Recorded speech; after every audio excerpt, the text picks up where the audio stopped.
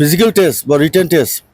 बा अरेलाव पास जागोन बे केन्डिडेटफोरखौ बासिनानै होनाय जागोन बाय खुनु पार्सनेलिटि जानाय नङा बे क्लियार आरो जोंनि हाग्रामा सारनिफ्राय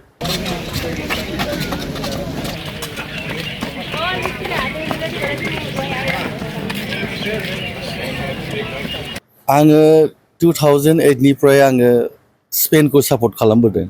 गोदो आङो आर्जेन्टिनाखौ मोजां मोनोमोन खिन्थु 2008निफ्राय आङो एकदम स्पेननि गेलेनायखौ नुनानै बिसोरनि टेकनिक बिसोरनि गेलेनाय ओरैबायदि डिसिप्लिन अनेस्टजों गेलेयो स्पेना ओंखायनो आं बै 2008निफ्राय आङो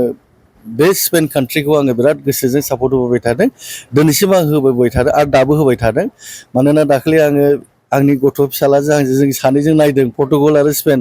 जानायाव आंनि फिसालाया पर्तुगालखौ सापर्ट खालामदोंमोन आं स्पेनखौ सापर्ट खालामदों जों अखाथामले सानैजों जों नायनानै ओरैबायदि इन्जय खालामदों लास्टआव आं देरहादों आंनि फिसाला जेनदों आरो बेनो आं आसा खालामो स्पेना निस्सय सेमिफाइनालसिमाथ' थांखागोनानो आरो बे स्टाइलै गेलेलांबाथ' निस्सय स्पेन आरो आर्जेन्टिनाया बा फ्रान्स बे मोनथामनि गेजेराव जायखिया आसा दं आरो खिन्थु हाग्रामा महिलारि सारा बे फ्रान्सखौ देरहानो हागौ होनना बुंदों सारनि माबाया बिराद गोख्रों सारनि सिन्थाधाराया बे ओरैनो बुङा फ्रान्सआथ' थांखागोनानो खिन्थु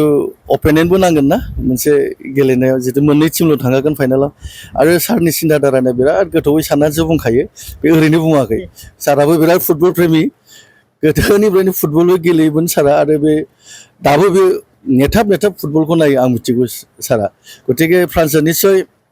बिनि माबायाव हाबदों फ्रान्सआ स्ट्रं गेलेदों बे बुजिदों ओंखायनो सारा फ्रान्सखौ सापर्ट होदों आरो सार होननाया निस्सय जाहैखायो आरो बे ओरैनो बुङा बिराद सिन्थाधारा खालामनासो बुङो सारा निस्सय फ्रान्सआ फाइनाल थांगोन आरो लोगोआव आं सापर्ट खालामनाय टिम स्पेनाबो जुदि थाङोब्लाथ' जोबोद मोजां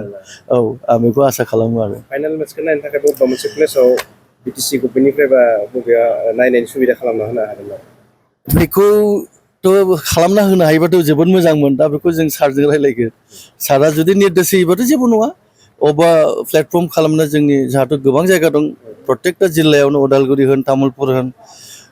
बाक्सा क'क्राझार चिरां जों मोनफा जिल्लायाव मोनसे एरेन्जमेन्ट खालामना होनो हायो जों बेखौ सारजों सावरायनानै खालामनानै नाजागोन जुदि हायोबाथ' जोबोद मोजां जाहाथे पाब्लिकफ्रा फुर्ति लानो हायो आनन्द लानो हायो आङो जोबोद गोजोननाय मोन्दों फैनानै एथ' जे सिस्टेमेटिकलि जादों एथ' जे डिसिप्लिनलि जादों माने जोंनि मानगोनां हाग्रामा सारा जेरै लुगैदों बे रोखोमैनो जादों मानो होनबा दिनै आं नुफैबाय निजे गावनि मेगनजोंनो जोंनि CSB बर्डनि चेयारमेन मानगोनां आदा प्रदीप ब्रह्म आरो भाइस चेयारमेन आदा दिप्ति प्रसाद ब्रह्म आं आदामोनजों सावरायफैनानै जोबोद गोजोननाय मोनफैदों दे जोंनाव ओरैबायदि सिस्टेमजों डिसिप्लिनजों रिक्रुटमेन्ट जागासिनो दङ गतिके जोंनि मानगोनां हाग्रामा सार जे सिन्थाधारा खालामदों निस्सय बे जाफुंसार जागोन आरो दिनै थामथि दिन दिनै फैयै आं दिनै नायफैनानै जोबोद गोजोननाय मोन्दों गासिबो केन्डिडेटफ्रा बिराद मोजाङैनो रिक्रुटमेन्ट बा माबाखौ बाहागो लाफैनायखौ बेसेबांसो पस्ट दङ आरो साबैसेसो नैबेयाव लाइमोनफ्रा बाहागो लादों टटेल आं खोनानो मोन्दों बाहाय 52,000 केन्डिडेट सामथिं एप्लिकेन्ट गोग्लैनानै दङ फरेस्ट गार्ड आरो फरेस्टार 1 आरो बाहाय जोंनि बिटिसिनिफ्राय 156 पस्ट दा जों माबा दिहुननो हादों दा गतिके जाय जेन्युइनलि पास जागोन जाय जेन्युइनलि नैबे फिजिकेल टेस्टआव पास जागोन बिनि उनाव रिटेन जागोन आरो बिनि उनावहाय अरेल जागोन स' गासिबो जाय केन्डिडेटआ खारनो हागोन बा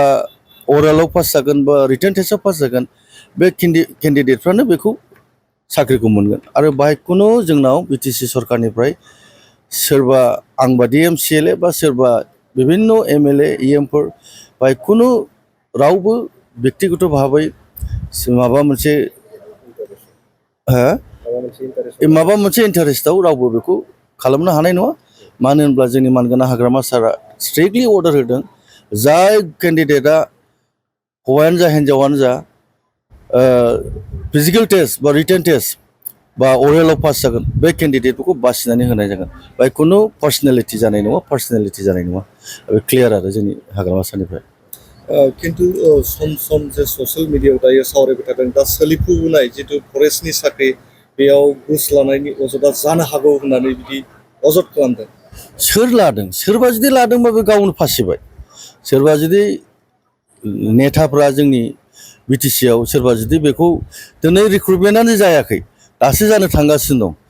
आरो बिनि उनावहाय अरेल दङ बिनि उनावहाय रिटनलि दङ सोर बोरै बेखौ एडभान्सलि कराप्टेड खालामनो हादों सोर जुदि बे रोखोम खालामनो जाय सोरबा जुदि खालामबायदोंबा बे बिथांमोना गाव गाव खोथा बे आरो गाव बुजिगौ बे जोंहा बेखौ जेबो बुंनांगौ गैया फरेस्टजों लोगोसे आरो गुबुन थार्ड ग्रेड फर्थ ग्रेडनि बेबायदि पस्ट दिहुननायनि सम्भावना दङ नामा निस्सय जोंनि बिटिसि सरकारा बेखौ पार्ट बाय पार्ट फरेस्टनि अनगायैबो दस्रा डिपार्टमेन्टआवबो बिदिनो थार्ड ग्रेड फर्थ ग्रेडनि रिक्रुटमेन्टखौ लालांबाय थागोन जिखुनु डिपार्टमेन्टआवनो